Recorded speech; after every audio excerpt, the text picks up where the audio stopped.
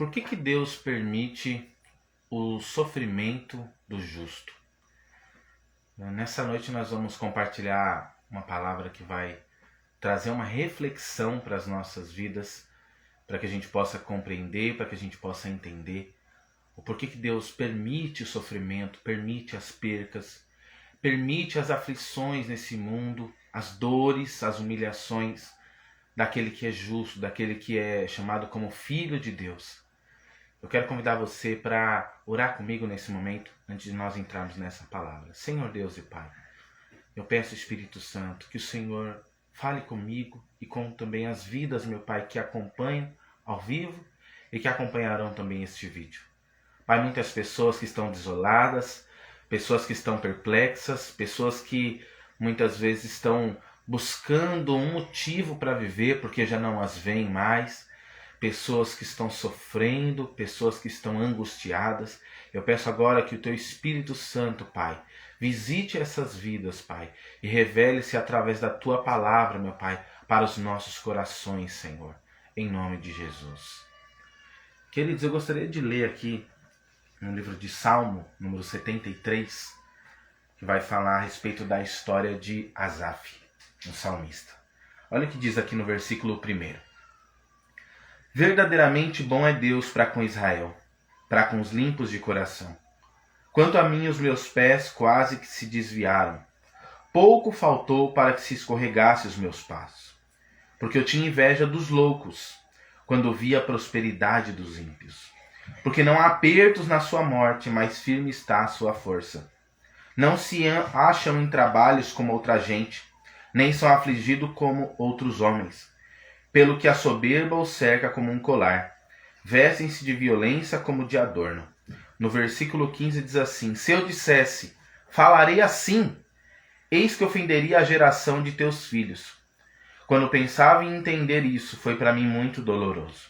Até que entrei no santuário de Deus.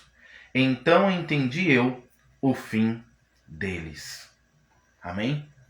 Queridos, essa palavra vai falar sobre um jovem, um homem que buscava o Senhor, um homem que tinha sua vida para com o Senhor. E em um determinado ponto da sua vida ele se pega nesse cenário, que é um cenário, inclusive, que muitos de nós vivemos, alguns estão vivendo e outros irão viver. Que é o cenário de desespero, que é o cenário de sofrimento, que é o cenário muitas vezes de dor.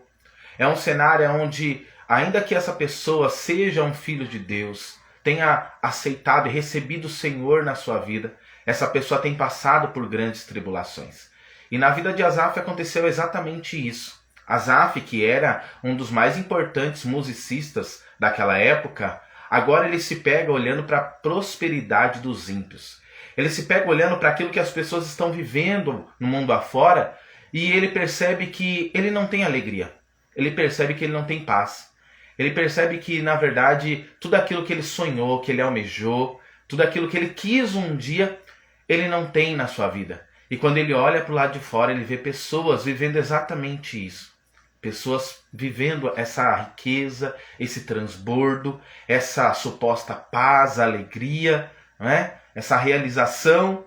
Asaf, ele se encontra exatamente nesse ponto, onde a gente começa a olhar para a nossa vida e comparar a nossa vida aos outros. Quantas pessoas que nós conhecemos que passaram ou estão passando por isso?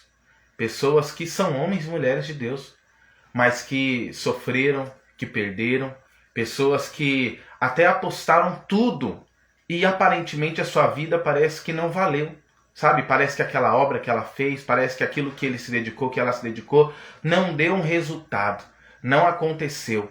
Mas a história vai contar que quando ele chega diante da casa do Senhor, quando ele entra no santuário do Senhor, ele vai receber uma revelação de Deus. E ele vai perceber que, na verdade, Asaf ele não estava no sofrimento, no ardor. Ele não estava na perca, mas ele estava diante da bênção de Deus. E por que isso? Porque, queridos, quando Deus tirou o povo lá do Egito, e isso que é muito interessante porque é uma história que a gente ouve quase todos os dias na igreja, nas pregações, mas é algo que existe de profético dentro disso. Quando Deus tira o povo lá do Egito, queridos, que o povo faz ali a Páscoa, sacrifica um cordeiro, passam sangue nas portas e saem em caminho à terra que Deus havia prometido, que manava leite e mel, a história diz que aquele povo, eles tinham um objetivo. Eles tinham um alvo a ser alcançado. E esse alvo não era uma estadia agradável no deserto, mas na verdade era entrar na terra de Canaã e sim, na terra de Canaã, usufruir de tudo isso. Só que durante o percurso no deserto, aquele povo vai se perder. Durante o percurso no deserto, aquele povo vai se corromper. Por quê? Porque eles esperavam a riqueza ou riquezas para aquele momento que eles estavam vivendo. Quando eles saem do deserto, ou melhor, do Egito, e entram no deserto, eles começam a passar momentos de necessidades, momentos de aflições, porque embora Deus os provesse ali, eles também passaram por momentos difíceis ali no meio do deserto. E por eles passarem por esses momentos difíceis no deserto, e a fé deles está em eles viverem algo de bom na vida deles, no caminho deles, eles se frustravam. E isso acontece nos dias atuais. Porque Deus, ele deu uma visão para nós que somos igreja, para nós que somos filhos de Deus, e para nós que fomos chamados para a salvação no Senhor. E essa visão que Deus deu, ela não é uma visão, queridos, que abrange a realização no meio do deserto. Perceba que no meio do deserto o povo é suprido. Existe a provisão de Deus no meio do deserto. Mas essa provisão não é para fazer o povo ficar rico, milionário. Não é para fazer o povo ter em abundância no sentido para sobrar. Tanto é que quando Deus enviava a porção para eles do maná, Deus não enviava para eles guardarem nos seus armários. Deus não enviava para eles encherem os seus armários, as suas geladeiras, trazendo para os dias atuais. Mas pelo contrário, Deus enviava apenas a porção do dia. Deus fazia com que a roupa que eles tinham crescesse no próprio corpo. E eles não tinham muitas peças de roupa para ficar trocando. Mas o Senhor os supria naquilo que eles precisavam. Quando eles tinham sede, Deus fazia com que a água jorrasse diante da rocha. Olha que interessante isso. Mas eles não tinham um manancial à disposição. Ou seja, eles não tinham uma despensa com muita comida. Eles não tinham um guarda-roupa cheio de roupas. Eles não tinham água à vontade. Era apenas no momento da necessidade. Eles não tinham casas gigantescas porque eles moravam em tendas. Deus falou para eles, vocês não vão construir casas no deserto, vocês vão morar em tendas. E isso para eles era muito difícil de assimilar. Porque você imagina, você saiu de uma terra onde supostamente você tinha uma casa, onde supostamente você tinha uma comida em abundância, mas olha a comida que eles tinham lá, pepino e cebola, mas tinha em abundância, né? Você tinha um lugar onde você tinha uma suposta água em abundância, só que essa água que era em abundância era uma água que não saciava de fato a sede desse povo. Eles viviam num lugar de escravo, eles viviam num lugar de perca, mas mesmo vivendo num lugar de perca, eles não tinham o suprimento total que era necessário para eles viverem uma vida abundante. Mas a Bíblia diz que no meio do deserto, enquanto eles estão sendo supridos por Deus, enquanto eles estão sendo fortalecidos por Deus, eles começam a reclamar com o Senhor. Eles começam a murmurar. Eles começam a falar, olha, era melhor Deus ter deixado a gente lá no Egito. Era melhor Deus ter deixado a gente lá, porque lá a gente tinha isso, tinha aquilo. E essa visão é exatamente a mesma que vem diante de nós quando nós passamos por aflições nesse mundo. Porque esse mundo, na visão espiritual, é o deserto. E no deserto existem aflições. Mas embora existam aflições, o Senhor nos supre em tudo que nós precisamos. Olha que lindo isso. Jesus, quando ele estava aqui em carne, nessa terra, ele disse assim, vocês não devem viver em aflição pelo que haveis de comer, pelo que haveis de beber e pelo que haveis de vestir. Jesus disse, vocês não devem ficar aflitos por isso. E sequer se preocupar. E Jesus ainda diz assim, vocês não sabem que o seu pai, ele sabe que vocês precisam dessas coisas? Só que embora, queridos, nós saibamos que o nosso Pai sabe que precisamos dessas coisas, o nosso coração e a nossa alma, ela se aflige diante das nossas necessidades aqui nessa terra, ao ponto de duvidarmos de Deus. Ao ponto de, ao invés de vivermos uma vida para o Senhor em confiança, em fé, em obediência, nós vivemos uma vida tentando conquistar, tentando ter, tentando comprar, tentando, fazer acontecer na força do nosso braço. E esse espírito é o espírito que Satanás ele quer que nós estejamos. Eu falei aqui há alguns dias para algumas pessoas e eu torno a dizer: o diabo, ele coloca na minha mente e na sua mente para que nós fiquemos lutando e gastando a nossa vida nesse mundo para conquistarmos coisas. O diabo, ele quer que nós pensemos que a nossa vida e a nossa estadia nesse mundo é para nós realizarmos sonhos pessoais. Sonhos, de comprar uma casa X, um carro assim, uma roupa assim, e ter isso aqui, aquilo ali. E você sabe por que ele usa isso sobre nós? Porque ele sabe que a promessa que Deus tem sobre a igreja do Senhor e os vencedores é uma promessa muito maior. Só que ele coloca, ele faz como se fosse uma raiz puxando algo para baixo, para que nós acreditemos que a nossa alegria, ela tenha que estar nesse mundo. Ela tenha que estar nos dias que nós vivemos. E aí nós oramos a Deus pedindo as bênçãos, nós fazemos votos pedindo bênção, nós jejuamos, nós lemos a palavra atrás dessas bênçãos, sendo que Deus ele disse para o povo através de Moisés que aquele povo não iria estabelecer as suas casas no deserto. Por quê? Porque o futuro deles era a terra de Canaã. Você sabe quando você escuta na igreja ou alguém profetizando, olha, Deus está te tirando do deserto e te levando para uma terra boa, uma terra abençoada? Queridos, essa profecia ela só vai se cumprir no dia em que Deus nos tirar dessa terra e nos levar para essa terra que mana leite e mel, que é a Canaã espiritual.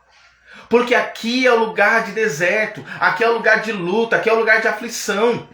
Aqui é o lugar onde nós nos apegamos ao Senhor Jesus e nós recebemos a paz de espírito para que em meio a lutas e a tempestades a gente consiga permanecer de pé. Consiga permanecer firme. Por quê? Porque o nosso empenho nessa terra não é e não pode ser para prosperarmos aqui, queridos. E é esse ponto que Asaf não compreendia quando ele estava olhando para a vida dos ímpios. Porque você já percebeu que quando a gente começa a gastar o nosso tempo para olhar para a vida do ímpio, e eu não vou nem dizer só para o ímpio, mas para muitos cristãos de hoje em dia, que aparentemente nessa terra estão vivendo uma vida abundante, você sabe o que acontece com a gente? A gente se frustra. Aí a gente começa a se autoexaminar. Será que é porque eu não estou dando dízimo? Será que é porque eu não estou dando oferta? Será que é porque eu não participei do voto X, Y, Z? Será que é porque eu não tenho ido para a igreja todos os cultos ou todos os domingos? Será que é alguma coisa que eu fiz ou deixei de fazer? E nós começamos a olhar para a nossa vida atual nessa terra e pensar, eu acho que Deus está zangado comigo. Eu acho que Deus está me punindo. Eu acho que Deus está derramando o juízo dele sobre mim, porque ele quer que eu aprenda alguma coisa. E de fato Deus quer que nós aprendamos várias coisas nesse mundo. Mas a nossa aflição nesse mundo, sabe o que Jesus disse? Bem-aventurado aqueles que são perseguidos e afligidos por causa do meu nome. Porque você poderia estar lutando e vivendo a sua vida apenas para conquistar algo bom para você. Mas quando você entende a visão espiritual e a Canaã espiritual, você deixa de viver a sua vida e nós deixamos de viver a nossa vida para realizações pessoais nesse mundo. E nós começamos a contemplar a Canaã espiritual. E aí a humilhação já não tem mais poder sobre a nossa vida. As percas já não têm mais tanto poder sobre nós. As frustrações e até as necessidades, querido, elas não têm mais poder sobre nós. Você quer um exemplo simples disso? Tem muitas pessoas que estão pregando e dizendo assim, olha, Deus vai te prosperar, Deus vai te abrir a porta, Deus vai manar leite e mel sobre a tua vida, Deus vai derramar uma chuva de bênção sobre você. Só que eu posso te dizer uma coisa, o apóstolo Paulo, que foi a maior referência para a doutrina nas igrejas primitivas, foi um homem que, na sua morte, estava praticamente sozinho, passou boa parte da sua vida na cadeia, viu? Porque hoje, se algum cristão for parar na cadeia por causa da palavra, há condenação sobre ele. Nós falamos que ele deve ter feito alguma coisa de errado para ele estar lá. Mas Paulo passou boa parte da sua vida na cadeia. E ele escreveu em 2 Timóteo, dizendo assim: Timóteo, traz para mim a minha capa, porque aqui eu estou passando frio, e traz alguns livros para mim, e manda Marcos vir, porque agora Marcos me é útil no ministério, para me ajudar nesse momento. E ele morre exatamente nessa situação. E se hoje, queridos, nós vemos um crente, um cristão dessa era atual, morrendo nessa situação, qual seria o nosso julgamento? Morreu na miséria, morreu preso. Porque a história vai dizer que até os cristãos da época o abandonaram. Ele diz assim: todos me abandonaram.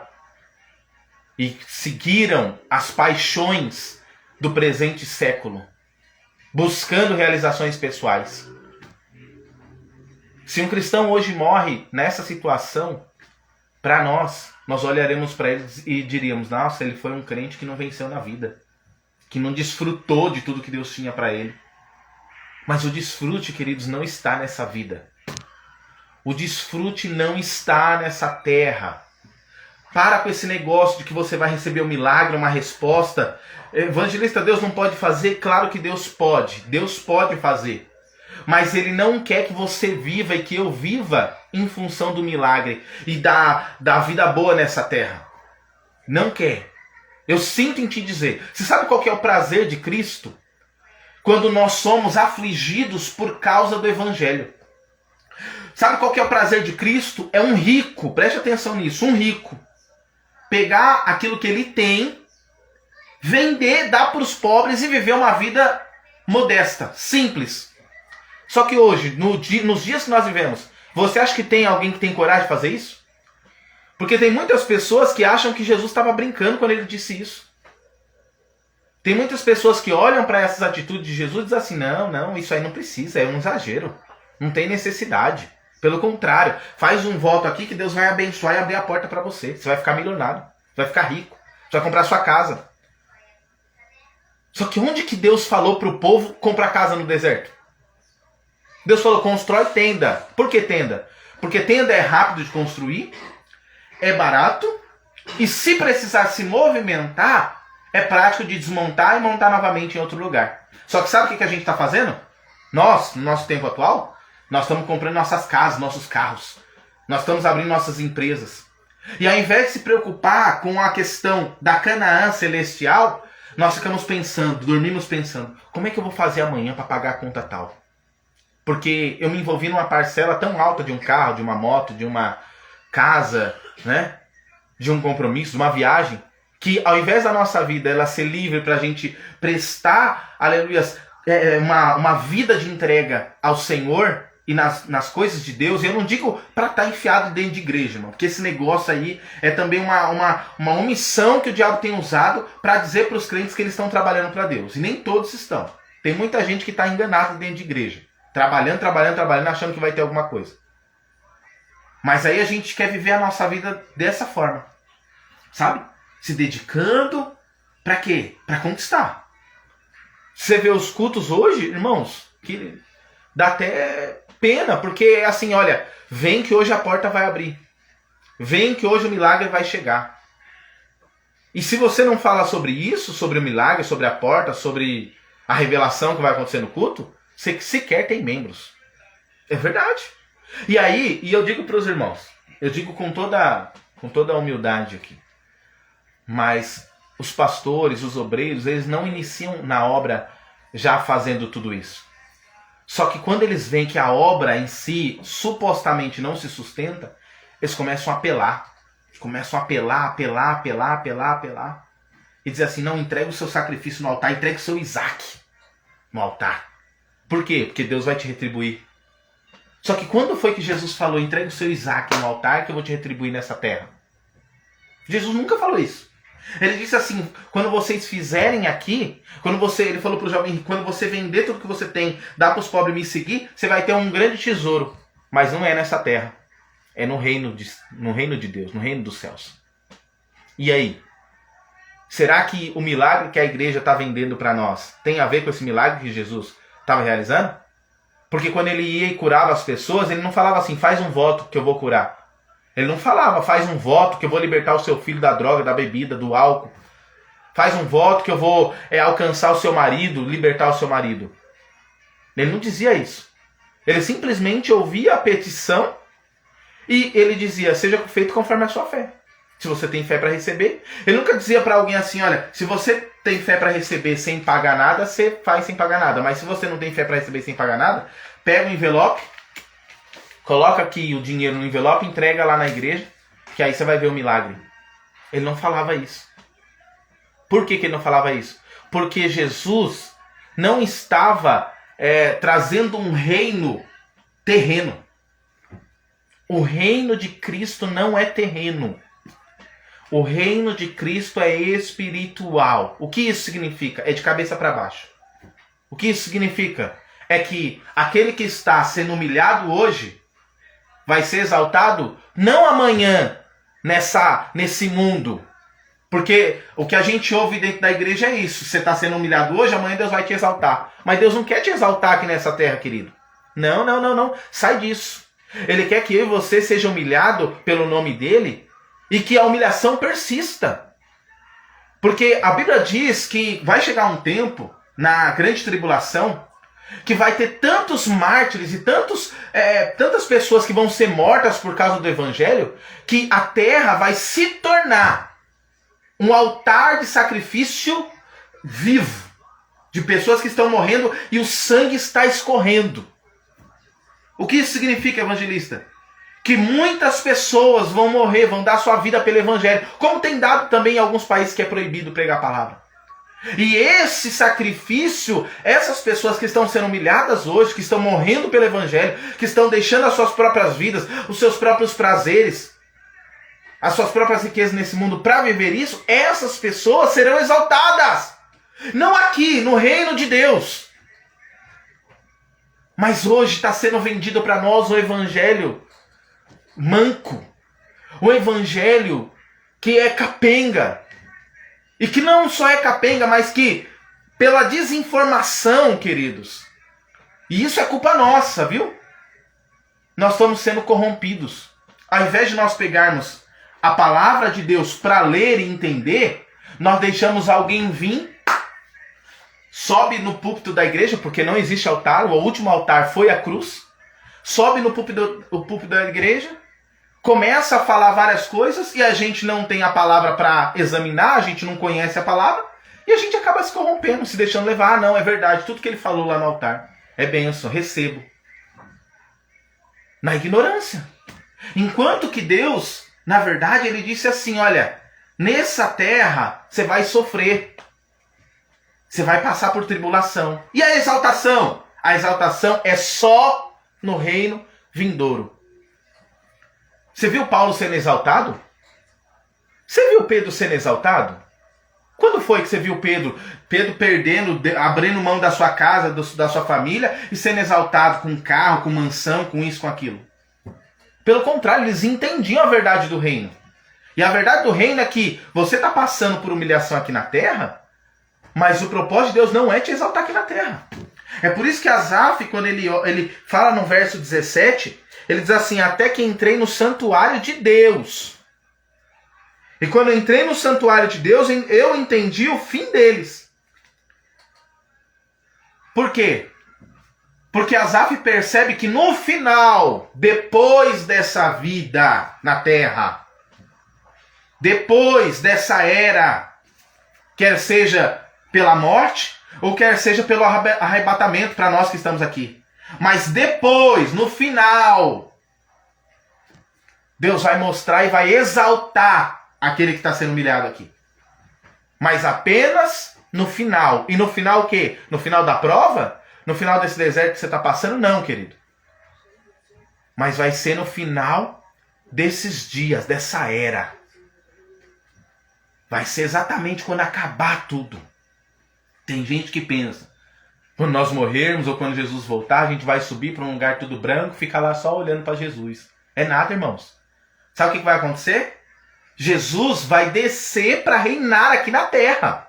Não é outro planeta que Jesus vai reinar, é na Terra. E quando ele for reinar aqui na Terra, ele vai trazer para consigo, diferente do que muitos pastores e muitas pessoas acreditam, apenas os crentes vencedores. Quais são os crentes vencedores? Os que tinham carro importado? Esses aí vão passar longe. A Bíblia diz que os ricos, o rico, Jesus disse, que é mais fácil um camelo passar no fundo de uma agulha do que um rico entrar no reino. Não é de ser salvo. Salvo ele vai ser. Aceitou Jesus, está salvo. Mas entrar no reino, meu irmão, difícil, viu? Impossível praticamente. Por quê? Porque o rico é apegado nas suas riquezas. Então nessa terra ele vai ser rico. A gente vai olhar para ele de carrão, de casona, de apartamento. Aí vai na igreja, conta testemunho, né? Lá no altar, fala isso e aquilo. Mas no final, quando passar essa era, aí sim Deus vai mostrar. Aí sim Jesus vai descer. Olha isso. Você não vive uma vida de 80, 100, alguns até 110 anos nessa terra? Jesus vai descer e vai reinar por 1000 anos. E aqueles que forem encontrados vencedores, que são os crentes que deram a sua vida em favor do evangelho, pessoas que abriram mão das suas próprias riquezas e prazeres nesse mundo, pessoas que abriram mão de viver a vida para si mesmo, essas pessoas vão reinar por 1000 anos. Aí vai vir a exaltação. É por isso que Asaf vai dizer, agora eu entendi o fim deles. O fim deles como? Ah, que hoje ele está rico e amanhã ele vai perder o dinheiro que ele tem? Não, pelo contrário, querido. Porque o diabo não quer isso, né? E o que Deus ele quer é que a pessoa perca para ela se ater a Deus, se ela se achegar a Deus. Mas o diabo não quer isso. O diabo quer que a pessoa fique rica o resto da vida. Por quê? Porque ela ficando rica, a riqueza que ela tem é a própria prisão dela. Ela não pode fazer nada para Deus. Aí ela dá uma oferta lá, como eu falei na pregação passada, dá uma oferta boa, né? Aí surpreende os irmãos, aí os irmãos da igreja, olha, nossa, o irmão dá 20 mil de dízimo aqui, olha que bênção, né? Mas aí Deus vai falar, não, mas esses dízimos aí que você deu aí não acrescentou nada aqui. Por quê? Porque esse dízimo aí não é nada, não significou nada. Deu para manter a igreja enquanto estava na terra, mas não valeu a pena. Por quê? Porque não pode dar dízimo, não pode dar oferta? Não, pelo contrário, nós devemos dar. Mas para Jesus nós precisamos entregar o tudo, é a nossa vida. Sabe? É você dizer assim, Senhor, eu não tenho mais pretensões pessoais. Agora a minha pretensão é espiritual. Você sabe quem entrou na terra de Canaã? 2. Josué e Caleb. Só 2 entraram. Por quê? Por que os outros morreram no deserto? Você sabe o que significa a morte no deserto? A morte significa as pessoas que até foram salvas eternamente, né? O Senhor tirou lá do Egito. Eles não voltaram para o Egito mais. O crente, se ele voltar para o mundo, ele pode até querer voltar. Se ele é crente, foi crente mesmo, ele pode voltar, bagunçar, fazer. Mas na eternidade está garantida a salvação para ele. Mas no reino, que é diferente da eternidade, aí é outra coisa. Aí é outra história. Aí não é de qualquer jeito, não. Ah, viveu a vida de qualquer jeito aqui na terra? Viveu para si mesmo, acumulando riqueza para si, buscando cada vez mais e mais e mais e mais? Ah, não, aí não tem como você reinar. Aí aqueles vão ficar olhando. Imagina, aqueles irmãos, eu vou ler, eu preciso ler isso aqui. Eu falei isso aqui na semana passada, eu vou ler de novo. Olha o que diz aqui, ó. E clamando o rico disse, Pai Abraão, tem misericórdia de mim. Manda que Lázaro molhe na água a ponta do seu dedo e me refresque a língua, porque estou atormentado nessa chama. Aqui é um salvo, tá? Tá dizendo Pai Abraão. E olha o que Abraão vai dizer para ele, vai dizer filho. Disse, porém, Abraão, filho. Então ele é salvo. Mas vai governar? Não. Vai ficar no paraíso? Não. Vai ficar no lugar de tormento. Por quê? Porque viveu para si mesmo nessa terra. Olha o que ele diz. Filho, lembra-te de que recebeste os teus bens em tua vida e Lázaro somente males. Agora esse é consolado e você é atormentado. E aí? Aí você olha, nós olhamos para aquele crentinho que quer saber só ficar evangelizando. Eu falo do rapaz que ganhou eu para Jesus. Eu lembro que ele trabalha numa empresa e tudo mais, mas a vida dele é servir a Deus evangelizando. Não é estar dentro da igreja, socado dentro da igreja, querendo mostrar pro pastor, pro obreiro, pro fulano, pro ciclano, brigando por causa de cargo. Não. Isso aí pra Deus não vai valer nada. Cargo isso, cargo aquilo. Esses cargos aí não valem de nada no reino. Mas esse rapaz que ganhou eu pra Jesus é um evangelista, cara, que vai na casa a hora, vai em um, vai em outro, prega a palavra, sabe? E não prega a palavra só e posta no Instagram, posta no Facebook, não. Isso aí, se alguém ficar sabendo, glória a Deus, mas o dele está sendo acrescentado no reino. E agora aquele pastorzão famoso, sabe? Aquele pastor de nome. Pega aí um Raik Carmelo da vida, pega aí um, né? Um pastor famoso aí, um Marco Feliciano. E esse pastor famoso que vive na regalia, né? Que muitas vezes a sua vida não é de fato em ajudar o povo. Ele é um usado por Deus, tem o dom, porque Deus não tira o dom, viu? Não tem essa de, ele tá pecando, então Deus vai tirar o dom. Não, Deus não tira. Deus falou que naquele dia ele vai prestar conta do que é que ele fez com o dom. Entendeu? E se esse dom foi multiplicado ou não. E aí essas pessoas que são as simplesinhas, né, desconhecidas, que ninguém dá nada, hoje em dia, vai estar no reino, lá no governo do lado de Cristo. Imagina isso. Imagina as pessoas se mordendo. Sabe aquele ardor e ranger de dentes que fala na Bíblia? Porque as pessoas vão estar na guiena de fogo, no inferno, que é as regiões inferiores. É aquelas pessoas dizendo assim, olha, eu podia ter feito. Eu podia ter ido lá também, ganhado almas. Eu podia ter pregado para as pessoas. Eu podia ter parado de viver a minha vida para mim mesmo nesse mundo e aprendido a viver a minha vida para servir. Mas eu não quis isso. Eu quis dinheiro. Eu quis fama. Eu quis sucesso. Eu quis carro. Eu quis casa. E agora eu tô aqui. Imagina, 1000 anos. 1000 anos. Tem gente que não acredita que crente vai passar pelo inferno. Passa, querido. Passa. Depois você estuda um pouquinho de escatologia, você vai ver. Você vai ver. O próprio apóstolo Paulo falando de um rapaz que pecou lá, que cometeu adultério com a própria madrasta. O apóstolo Paulo fala assim, olha, esse daí pode entregar a Satanás a carne dele. Porque ele vai ser provado pelo fogo. Para que o espírito dele seja salvo. Só que não no milênio, no reino de Deus, que é o reino de Cristo. Não. Vai ser salvo só depois do milênio. Na eternidade, no novo céu e nova terra. Mas antes, esse daí vai ser repreendido nessa era e na vindoura.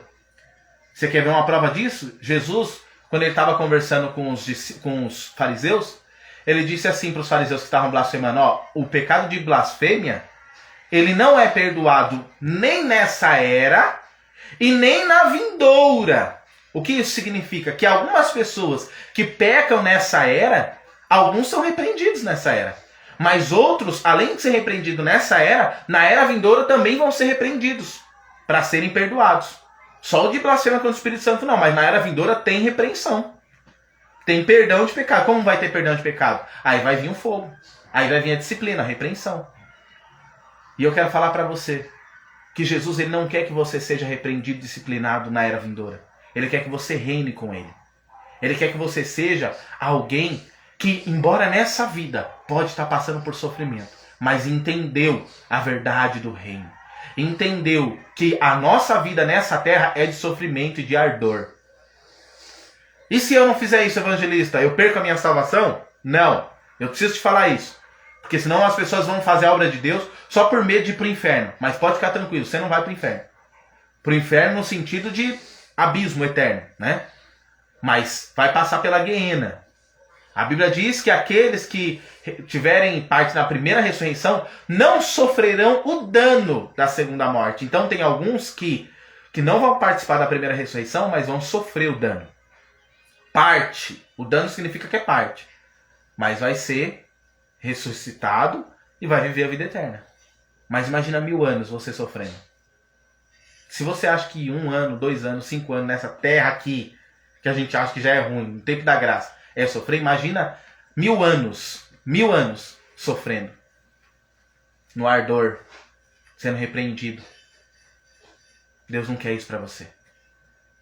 Deus quer ampliar a sua visão. Deus quer abrir a sua visão igual ele abriu de Asaf. A partir daquele dia não existia mais murmuração na boca de Asaf. Por quê? Porque o armário dele encheu de comida? Porque ele começou a ficar rico também? Não. A Bíblia não fala isso. A Bíblia não relata que Asaf, depois daquele dia, Deus foi lá, mudou a história dele, enviou marmita, enviou comida, enviou isso e aquilo. Não. Deus pode enviar? Claro, você está no deserto, querido. No deserto quem te supre é Deus. No deserto você não pode nem ter fazenda, sabia? No deserto você não podia nem trabalhar, cuidar de plantação. Imagina isso. Por quê? Porque a sua comida vem do alto. E a comida que vem do alto é diária. Por isso que nós oramos, pão nosso de cada dia nos dai hoje. Porque é para a nossa confiança estar em Deus. Não em nós. Ah, enchi meu armário de comida ali, então agora eu estou em paz. Agora vou deixar Deus para lá, vou viver minha vida. Não, não, não.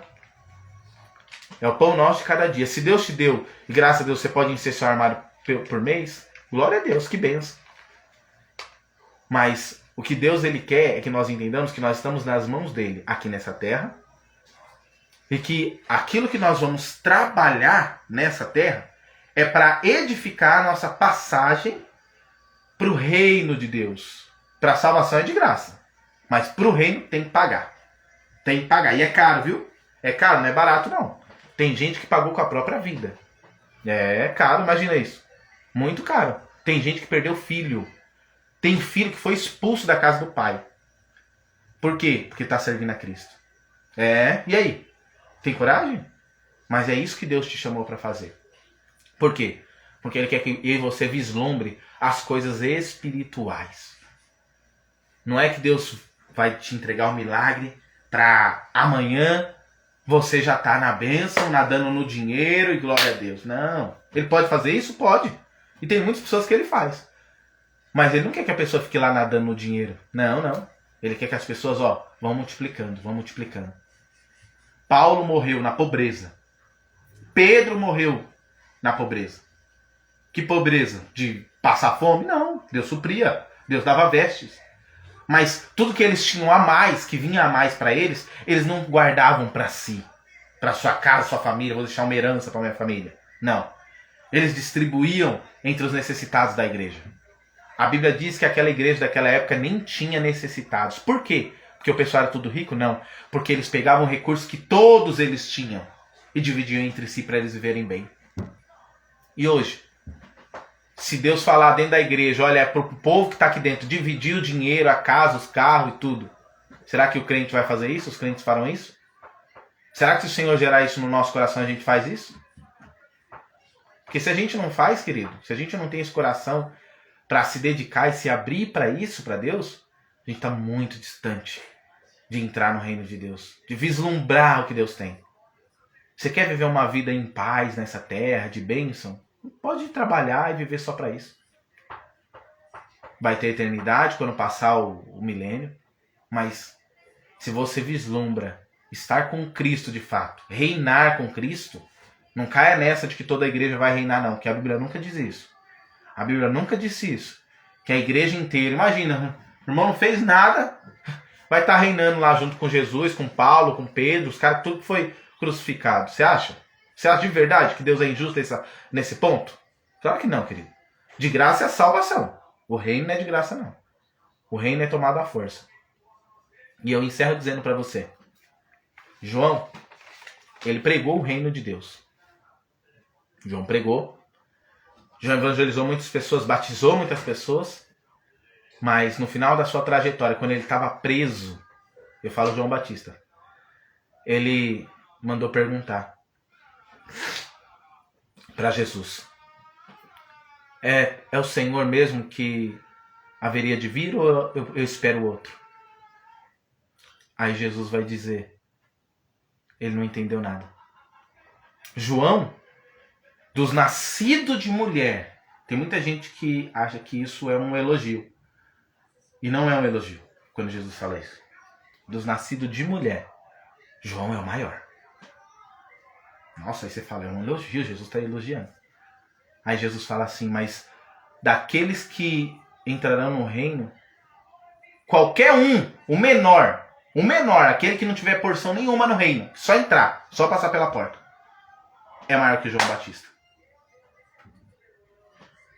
Imagina isso. Jesus falou que João não entraria no reino. Ele não falou exatamente isso, mas ele falou que o pior no reino seria maior do que João Batista. Por quê? Porque no final da carreira, ele se desvaneceu, né? Ele saiu de si, do propósito que Deus tinha para ele. Começou a acusar, apontar coisas que não era para ele fazer naquele momento, mas era para ele seguir a Jesus e pregar o reino. E no final ele chega até a duvidar. João duvida se Jesus era o Cristo mesmo. E aí Jesus vai dizer para os discípulos: João vai ser o menor no reino. O menor. Por quê? Mas ele fez tanta coisa. Por quê? Porque o reino, ele pode ser desqualificado. Você pode perder o reino e eu posso perder o reino. A vida eterna e a salvação é imperdível, querido. Depois que você a recebeu, porque você não conquista a salvação. Você recebe. Quem conquistou foi Cristo para nós. Mas o reino é conquistado à força. Na força do braço. No empenho, na dedicação. E é por isso que Jesus ele nos chama para abrir mão da nossa própria vida. Eu quero orar por você nesse momento. Você que talvez estava pensando em si mesmo até o dia de hoje. Você estava pensando assim: Pai, quando que o Senhor vai me honrar? Quando o Senhor vai me abençoar? Quando o Senhor vai abrir a porta para mim? É igual Asaf estava pensando. Do que está valendo eu servir o Senhor nessa terra se a minha vida não muda? Para você que estava pensando isso, eu quero orar por você. Para que Deus abra os seus olhos espirituais. Porque essa terra, se tiver honra, glória a Deus. E se não tiver, glória a Deus mais ainda. Porque quando o homem deixa de honrar a nossa vida, Deus ele não se esquece de nós. Senhor Deus e Pai, Tua palavra foi ministrada, Pai, nesse momento. E eu sei que muitas pessoas, meu Pai, que irão escutar essa palavra, irão ouvir essa palavra, Pai, são pessoas que precisam, Pai, ser alcançadas. E precisam receber uma nova visão, Pai. Um entendimento diferente. Não de ter uma alegria apenas para essa era, para esse tempo atual. Mas para ter alegria plena no Senhor, Pai. Vislumbrando o reino. Assim como Josué e Caleb. Que quando Caleb entrou, ele falou assim: eu estou com o mesmo ânimo de 40 anos atrás. Por quê? Porque ele não estava apegado no sofrimento e nos ardores que ele viveria no deserto. Pai, que nós se desapeguemos desse sofrimento, desse ardor que nós passamos nesse mundo, Pai. Que essas aflições, meu Pai, que nós vivemos nesse mundo, Pai, elas possam ser prazerosas no espírito, Pai. Embora a alma sofra, embora o corpo sofra, embora, meu Pai, Senhor Jesus, as realizações pessoais sejam deixadas de lado, Pai. Mas que a nossa visão ela esteja, meu Pai, no reino dos céus. Que a nossa visão esteja no mundo espiritual, naquilo que o Senhor tem preparado para nós. Pai, capacita esse homem, essa mulher. Capacita essas pessoas, Pai. Sustenta-os, meu Pai, para que eles possam perseverar até o fim, Pai. Até o dia da Tua vinda, Pai.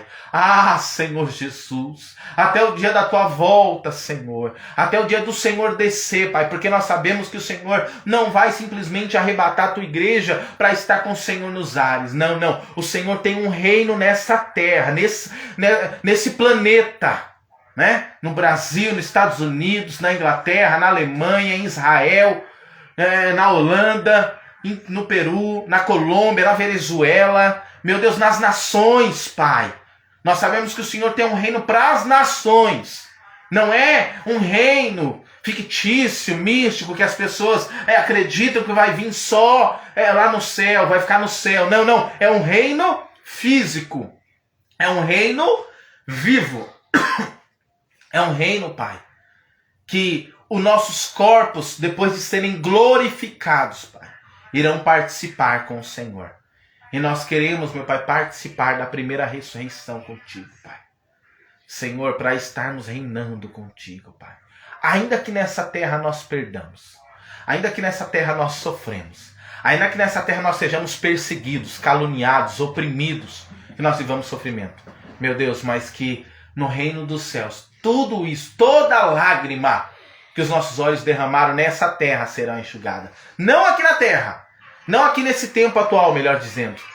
Não aqui nesse tempo atual, Senhor Jesus, nesse século. Mas no reino dos céus. Né? Quando o reino do Senhor vier, Pai. Eu creio nisso e abençoa cada vida em nome do Senhor Jesus. Deus abençoe a sua vida e até o próximo vídeo. Fiquem na paz, Senhor Jesus.